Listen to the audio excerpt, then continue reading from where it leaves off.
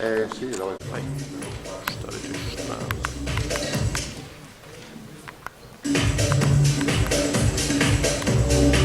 Ehi, ciao! Meglio una bella nuotata che l'identificazione a Trieste, l'ho detto molto bene. Direi proprio di sì, Ci vuole un'altra regione.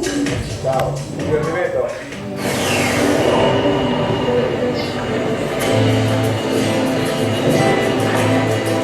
Servono aiuti alle imprese che producono lavoro. Dobbiamo consumare i prodotti del nostro lavoro. Serve proprio un'altra regione.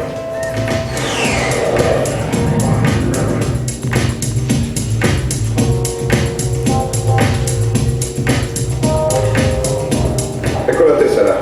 Mi raccomando, non dimenticatevi di noi, della benzina agevolata. Sarà fatto? Ci vuole un'altra regione. Grazie.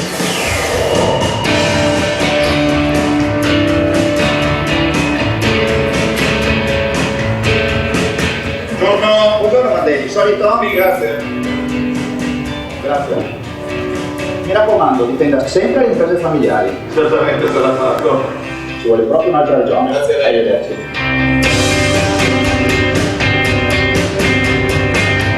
Lavoro, sanità, trasporti, ambiente, ma soprattutto economia.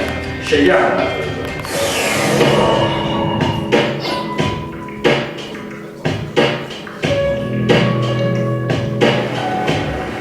Buongiorno signor Cantini, scusi, questa regione deve restare autonoma e difendere la sua sanità. E anche le sue specificità. E allora chiediamo. Posso provare questa, Franco? Bene, grazie. Ricordati che difendi il piccolo commercio. Non me lo dimenticherò, tranquillo. A tutti, grazie della vostra presenza qua. Inviterei quelli dietro, se possibile, a spostarsi avanti perché tanto lo spazio c'è. E dunque Arena, il capolista, poi Stefano Babuin, Silvia Bassan, scusa Salvatore, fatti vedere. Sì, si vede bene anche perché. Stefano Babuin, che è un agente di polizia dello Stato, però non è presente perché ad un corso arriverà più tardi. Silvia Bassan, che è direttrice di zona. Gianni Sartor, libero professionista. Ilaria Ismi Paiuni. Angela Giordano, dell'azienda sanitaria, che va a guardare che le cose siano in regola, che non ci siano rischi per le persone che possono essere coinvolte in quelle strutture. Mario Filippetto, il rappresentante della Pedemontana e in su. Gianfranco Rosso è un giornalista che non ha potuto venire perché è indisposto. Barbara Cassin,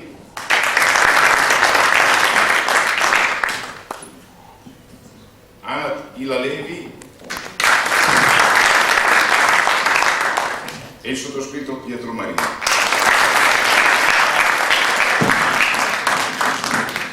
Adesso posso togliermi gli occhiali perché non ho più da leggere e vado a braccio. Adesso alcuni di noi faranno un intervento molto breve che... Buonasera, sono Rena Salvatore, il mio programma l'ho consegnato prima a molte persone qua.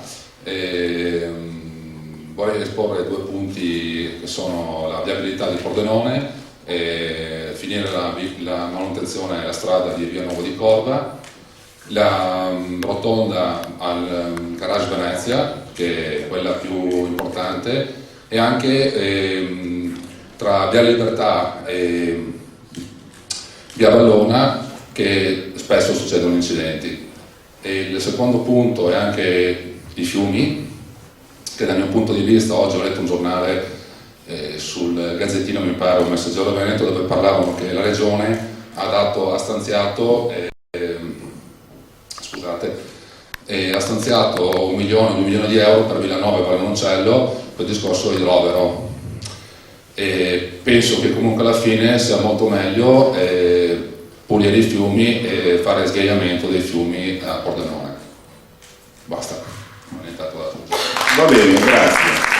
Sono Angela Giordano, io lavoro all'azienda per i servizi sanitari e lavoro quotidianamente a fianco delle aziende.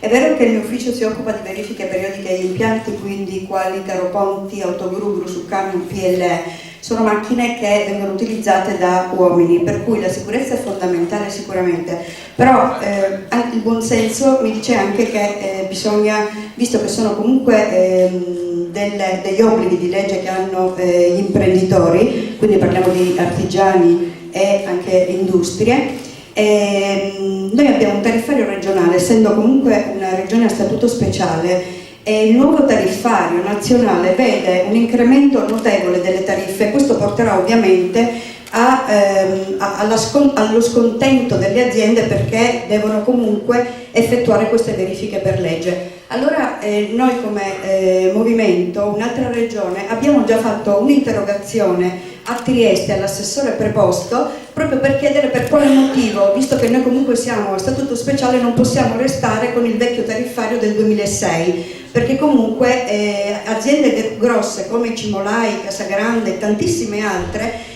si vedono veramente costretti a mandare a casa operai, quindi mandare a casa un operaio vuol dire mandare a casa un padre di famiglia. Le aziende sono il pilastro dell'economia ed è giusto e dobbiamo fare di tutto perché queste restino in piedi, perché l'azienda che resta in piedi domani darà da lavorare ai nostri figli, è fondamentale e uniti ce la possiamo fare. Noi abbiamo fatto questa interrogazione, ovviamente abbiamo bisogno anche del vostro aiuto. Grazie. Allora, io farò alcuni accenni sull'autonomia regionale di cui tutti si riempiono la bocca, ultimamente sembrano diventati tutti autonomisti. L'autonomia come prima cosa va esercitata e non è restituendo 370 milioni a Tremonti come ha fatto il buon Tondo che noi esercitiamo questa autonomia, perché il nostro presidente attuale li ha ceduti in cambio di un nulla, di un federalismo senza i decreti attuativi. Quindi questa non è autonomia. Non è autonomia costruire la terza corsia dell'autostrada pagandola con tutti i soldi dei friulani, perché è una strada evidentemente di interesse nazionale. Noi non siamo contrari alla terza corsia perché ultimamente abbiamo assistito a degli incidenti spaventosi, però non possiamo accettare che tutto il peso venga scaricato sulle spalle dei friulani. Non è autonomia a 6 mesi, appena hanno sentito che Tremonti aveva chiesto di acquistare delle auto con massima cilindrata 1600, no? Non è autonomia sospendere un leasing per le BMW che avevano, no, per le Audi A6 che la regione ne aveva 13, vendute in fretta e in furia per comprare delle BMW 2005 che costano 1978 euro al mese solo di contratto di leasing, escludendo gasolio e costo dell'autista. Autonomia invece secondo me è condividere le scelte con la gente. L'ospedale è un classico esempio, non possiamo fare opere se non sono pienamente condivise, anche perché poi i debiti ce li troviamo tutti sulle spalle nostre, dei nostri figli e dei nostri nipoti in questo caso. Ricordo solo un esempio e poi chiudo. Io abito a Zoppola, a Orcenico Superiore anni fa hanno costruito una piazza e l'architetto andava a fare i rilievi di notte per non essere disturbato dalla popolazione. Ecco, la popolazione non disturba, la popolazione paga e quindi ha diritto di sapere e di chiedere anche tutte le informazioni e di condividere le scelte. Questo noi vorremmo portare avanti per ribaltare il concetto di una politica ormai degenerata di gente che è su Marte, evidentemente non sta tra la gente, e questo l'abbiamo imparato stando tra la gente.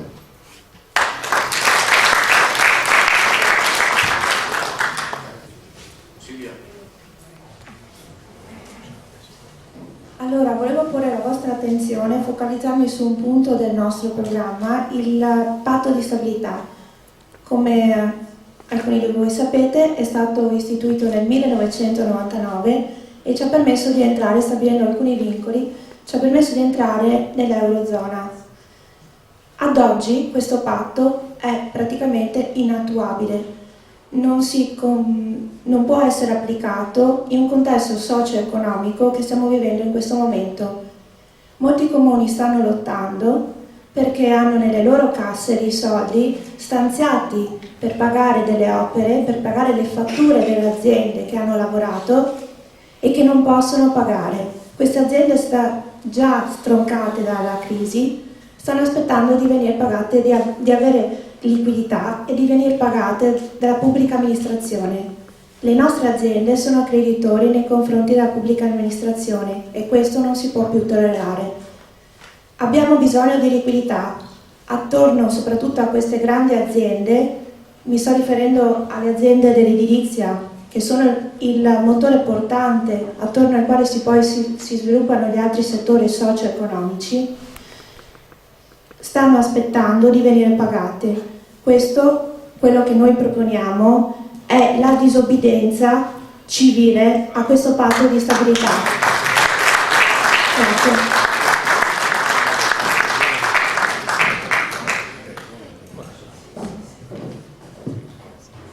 Va bene, allora...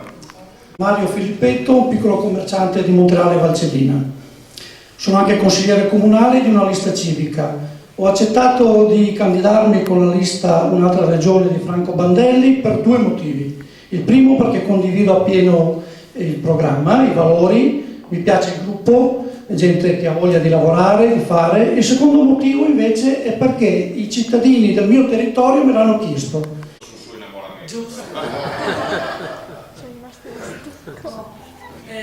Buonasera a tutti, sono Natila Levi, sono residente di Sicilia, cittadina italo-israeliana, sono presidente dell'Associazione Italia-Israele, sono docente, insegno, scrivo e faccio tanto altro, faccio anche la mamma.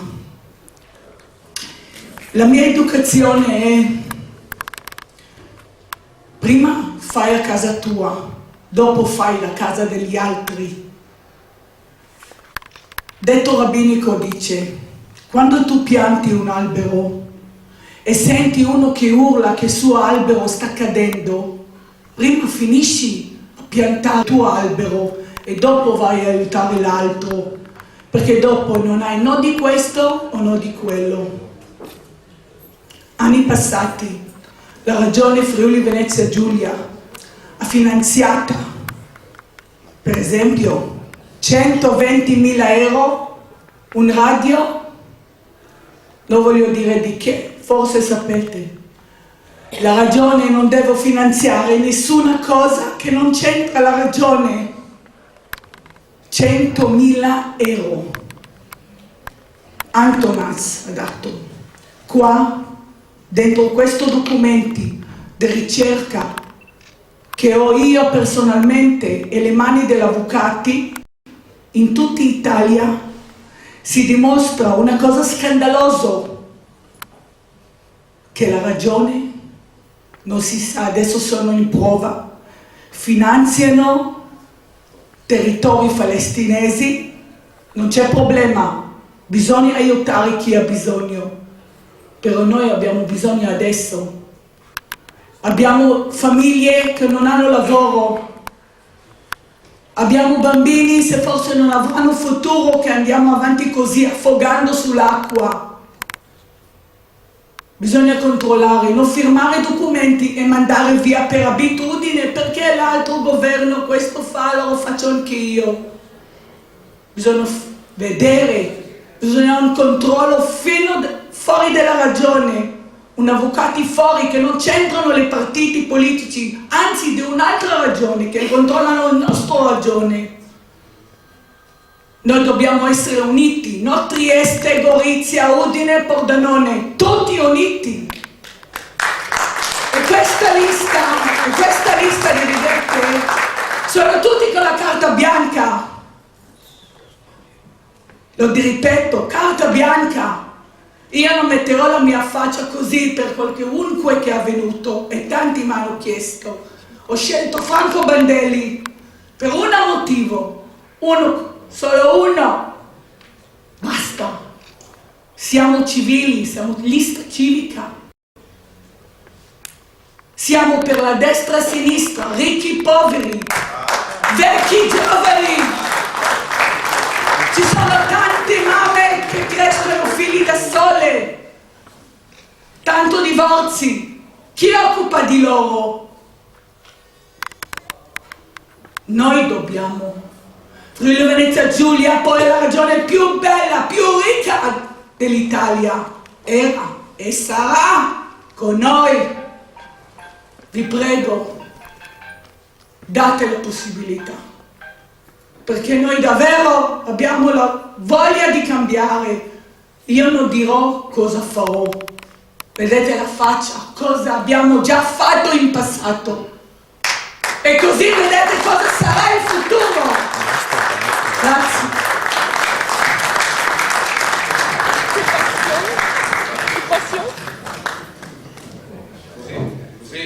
Buonasera a tutti, così fughiamo ogni dubbio sul mio innamoramento con Pietro Marini.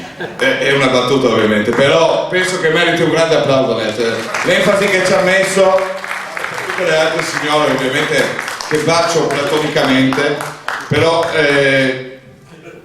Pietro ha iniziato dicendo: vi racconterò il mio innamoramento il primo giorno che ci siamo visti, assolutamente platonico, state tranquilli, anche perché quando sono entrato in questa sala il mio amico Salvatore mi ha presentato due bellissime signore, non vorrei che mi rovinassi la piazza, nel senso che sono dichiaratamente eterosessuale, quindi mi sta bene il ragionamento dell'innamoramento, affinché fin tanto che è platonico, come l'ho detto, ma invece innamoramento vero c'è stato, e questo lo riconosco, e riconosco anche la grande forza che ha avuto Pietro Marini. È un innamoramento politico, è un innamoramento che ha fatto del nostro movimento e che sta facendo del nostro movimento quello che io ho sempre sognato. Scusa le spalle, ma adesso mi devo girare qua e non saprei come fare altrimenti. Qual è uno dei pilastri su cui abbiamo basato questa nascita del movimento in un'altra regione? L'abbiamo basato sulla trasversalità. Io ho sentito e ho ascoltato con attenzione i vostri interventi, e adesso sentirete che le conclusioni che molto umilmente vado a fare in questo breve intervento, però insomma lasciatemi, sono arrivato a Pordenone per il piacere di incontrare voi, per il piacere di incontrare questo squadrone che sono convinto sarà la vera sorpresa delle elezioni regionali del 2013, e lo vedrete quando andremo a scrutinare le schede, perché forse non siamo riconosciuti dalla stampa come ci aspettiamo, forse non abbiamo ancora fatto quel passo in avanti dal punto di vista mediatico, ma certamente anche gli ultimi sondaggi che io ho visto, ma che non divulgherò mai, anche perché sono scaramantico, perché essendo uno sportivo, quindi onore del merito, poi Pordenone ha una, come dire, per quanto mi riguarda, un grande merito quello di aver scritto, ma questo non ve lo svegliamo tutto, lo vedrete fra poco, aver scritto di proprio pugno il nostro programma per quanto riguarda lo sport. Perché? Perché quello non c'ha nemmeno il nome. Non c'è nemmeno il nome quella lista. Io l'altro giorno, quando ho presentato Udine, ho detto che avrebbe fatto meglio, e lo rifaccio anche qua, a chiamare la sua lista. Sapete come? C'era un vecchio motivetto, ma ve lo canto: cia cia cia della segretaria. Vi ricordo una cosa? Ha messo capolista la sua segretaria. Ma siamo impazziti, dico io. Ma vi rendete conto? La signora Gasparuti è la sua segretaria ed è capolista della lista Tondo in questa regione. Ma siamo impazziti. E allora parliamo della Lega. Io nella Lega avevo riposto molta fiducia quando ero ancora più giovane, ma quando vedo la Lega appiattita, a termine di merce di scambio, ad accettare il pagamento della cambietta, no? Da parte di Tondo, e poi stare zitta per sempre. Qual è la cambialetta? Semplice, a dimostrazione di quanto ci tengano alla revisione della spesa. Tutte le regioni d'Italia hanno commissariato le province, così come ha chiesto il governo centrale.